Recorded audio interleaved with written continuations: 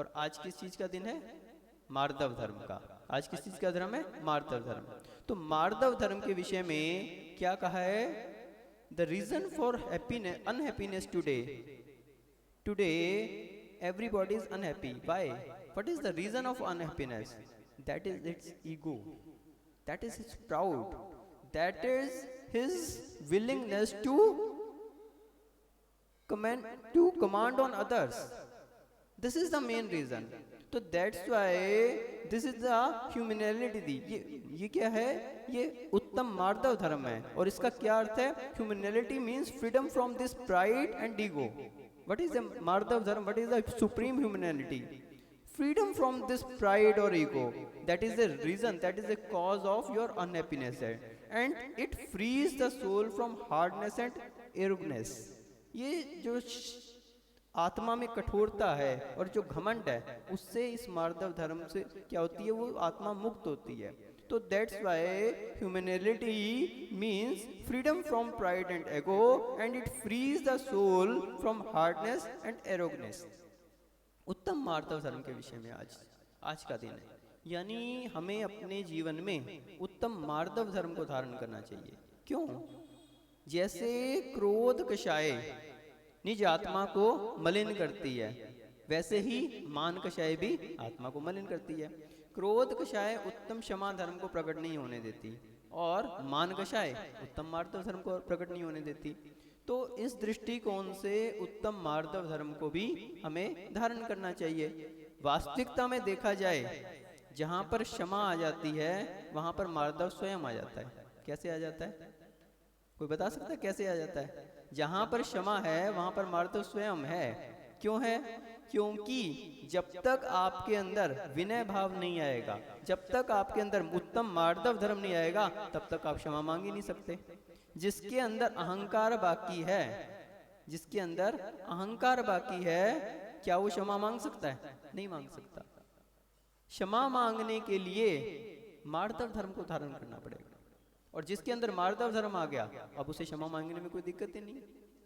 वो तो खम्मामी सब जीवानाम, एक इंद्रिय से लेकर पंच इंद्रिय तक क्षमा मांग रहा है। जो व्यक्ति एक इंद्रिय जीव से क्षमा मांग रहा है, निश्चित है उसने अपने अहंकार को नष्ट कर दिया। अहंकार को नष्ट करके ही वो एक इंद्रिय, जैसे छोटे से छोटा प्राणी जिसे हम कह देते हैं ना, वास्तविकता में उसे प्राणी छोटा बड़ा नहीं दिखता। ये छोटा और बड़े का जो भेद है, ये छोटे लोगों की सोच है। ये किसकी सोच है? छोटे लोगों की। उसे तो एक इंद्रिय भी एक आत्मा दिखाई देती है।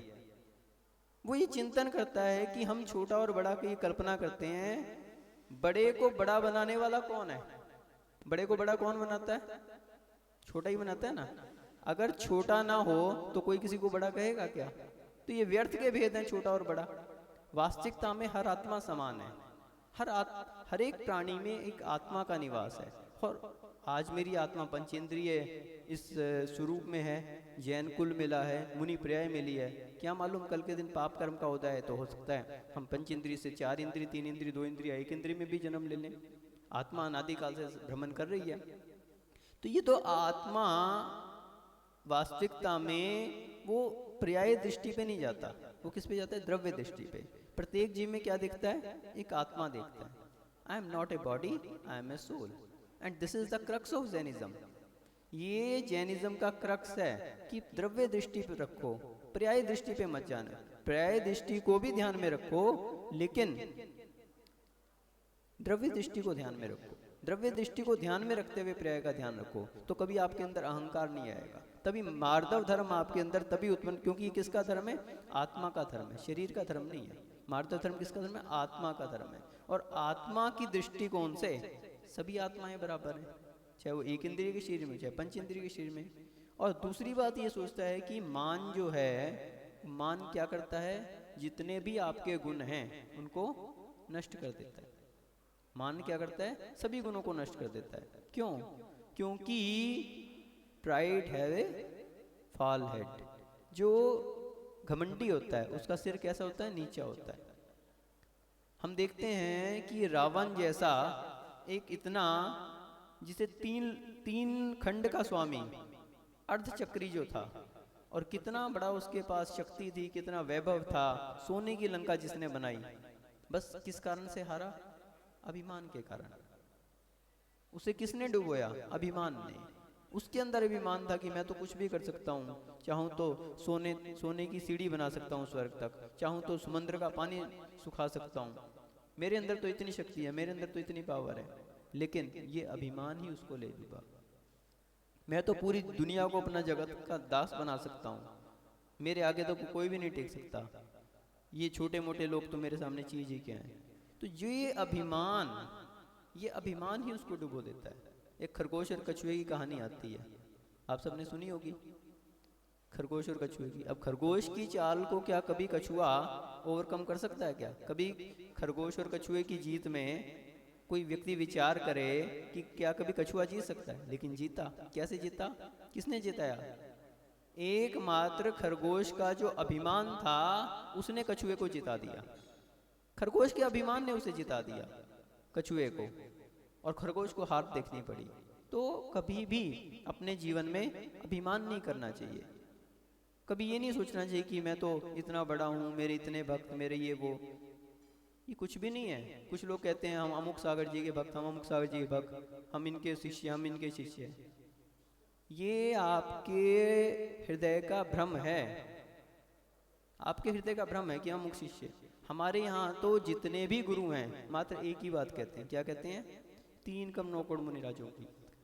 एक की बात नहीं कहते, एक की बात नहीं कहते। वो जितने भी सच्चे गुरु हैं वो क्या कहते हैं? 3 कम नौकड़ मुनि। आचार्य विराग सागर जी महाराज क्या कहते हैं? 3 कम नौकड़ मुनिराजों को नमस्कार हो। विद्यासागर जी महाराज क्या कहेंगे? 3 कम नौकड़ मुनिराजों को नमस्कार हो। आप किसी के भक्त हो सकते हैं, किसी से आपको विशेष लगाव हो सकता है, लेकिन इसका अर्थ ये नहीं कि आप 3 कम नौकड़ मुनियों को इग्नोर कर दो। आप उन सभी के भक्त हैं। और जो इतनी संकीर्ण बुद्धि ले लेते हैं कि मैं तो अमुक का ही भक्त हूँ, हमने एक दिन पहले भी बताया था कि मैं अमुक का ही भक्त हूँ, ये ही जो लग गया ना, ये ही क्या है? ये अभिमान का द्योतक हो गया। ये अभिमान की पुष्टि करता है। नहीं, हम 3 कम नौकड़ मुनिराजों के भक्त हैं। हम तो ठीक है, एक व्यक्ति से विशेष लगाव हो सकता है, वो हमारा मार्गदर्शक हो सकता है, वो एक अलग बात है, लेकिन श्रद्धा भक्ति 3 कम नौकड़ मुनिराजों की है, चाहे संस्कार सागर जी हो, चाहे विकौशल सागर जी हो। और हम तो वास्तविकता में टोंटियां हैं। हम क्या हैं? टोंटियां। टंकी तो आचार्य विराग सागर जी महाराज हैं। पानी टंकी का आता है, अब टोंटियां उसमें कितनी भी लगी हो, पानी में अंतर आएगा क्या? वही आचार्य विराग सागर जी महाराज, वही आचार्य विनिश्चय सागर जी महाराज, वही आचार्य भट्टाचार्य विशुद्ध सागर जी महाराज। पानी तो इनका है, हम तो टोंटियां हैं, पानी पिला रहे हैं। अब किसी भी माध्यम से मान लो, हम तो यही कहते हैं कि आप आचार्य विराग सागर जी महाराज की जय बोलो, आचार्य विमल सागर जी महाराज की जय बोलो, उन्हीं की जाप करो, उन्हीं का नाम लो। क्यों? हम तो माध्यम बने हैं आपके लिए, कि आपके लिए गुरुओं का सानिध्य नहीं मिल रहा तो हम उनका पानी आप तक पहुंचा रहे हैं। पाइपलाइन होती है ना, पाइपलाइन। अब पाइपलाइन किससे जुड़ी होती है? ट्यूबवेल से जुड़ी होती है। ट्यूबवेल तो हर घर में नहीं पहुंच सकता, तो पाइपलाइन है ये। तो पाइपलाइन का एक सिरा जो है आपके घर में पहुंच रहा है, एक सिरा आपके घर में पहुंच रहा है। अब इसका मतलब ये तो नहीं कि आप उस सिरे को ही पकड़ के बैठ जाओ, वो सिरा तो माध्यम है। अब आपको पानी चाहिए तो वही टोंटी खोलनी पड़ेगी, ठीक है ना। अब आप ट्यूबवेल पे तो जा नहीं सकते, तो वही चीज है। किसी ने संस्कार सागर वाली टोंटी खोल ली, किसी ने विकौशल सागर वाली टोंटी खोल ली। पानी तो वही है दोनों में, कोई अंतर नहीं है दोनों में। तो इसलिए कभी मत सोचना कि अमुक को गुरु बना लिया या अमुक को गुरु बना लिया, ये तो माध्यम है मात्र, गुरु तो एक ही है हमारे। और हम तो 3 कम नौकड़ मुनिराजों की बात करते हैं। बंधुओं, समय की सीमाओं को हम जानते हैं और हमें पता है कि अभी महाराज को भी हमने सुनना है, तो ज़्यादा हम कुछ नहीं कहेंगे, मात्र यही कहेंगे कि ये उत्तम मार्दव धर्म के दिन हम अपने अहंकार को छोड़ें, क्योंकि ये अहंकार जो है हमारे जीवन का नाश करता है। एकमात्र भगवती आराधना में ऐसा कहा है, जिसकी एक गाथा लेके हम अपनी बात को खत्म करेंगे, कि कुल रूप आज्ञा बल श्रुत लाभ ऐश्वर्य और तप, ये और जितनी भी बातें हैं, इन सब में अपने को बड़ा मानने वाला व्यक्ति, उनका अहंकार करने वाला नीच गोत्र कर्म का आश्रय वो बंद करता है। क्या करता है? नीच गोत्र का। ऐसा तत्वार्थ सूत्र में भी बताया है कि नीच गोत्र के आश्रम के कारण होते हैं ये। तो कुल रुवाना बल सुद लाभस्य रथ मदित वादी अपाण मुर्ण मंतो नीचा गोतम कुणदिकम्मम। ऐसा भगवती आराधना श्लोक नंबर 1369 में कहा है। और क्या कहा है? कुल, कुल का अभिमान करने वाला, रूव, रूव यानी रूप, रूप का अभिमान करने वाला, और आना यानी आज्ञा, मेरी आज्ञा चलेगी, ऐसा अभिमान करने वाला। बल, बल यानी शारीरिक बल, मैं इतना शक्तिशाली, मेरे अंदर ऐसा बल है। और शुद्ध, या शुद्ध यानी शुद्ध, मुझे इतना ज्ञान, मैंने इतने शास्त्रों का अध्ययन किया। और क्या बताया? लाभस्य, लाभ यानी ऐश्वर्य, मैं तो इतना करोड़पति, इतने लोग मेरे, इतना जो है मेरे पास वैभव है, इतना मेरे लिए लाभ प्राप्त है। और तप, और क्या कहा? अदितवादी, अन्य बातों में कोई भी बात हो, ये तो उदाहरण दिए, इन सब में अपाणम उन्मंतो, अपाणम यानी कि आत्मा को, उन्मंतो अपनी आत्मा को क्या करता है? इससे आत्मा को मलिन करता है, अपने आप को अहंकार करता है, इस बात का उन्मत्त करता है आत्मा को। उन्मंतो यानी आत्मा को इन बातों से उन्मत्त करता है।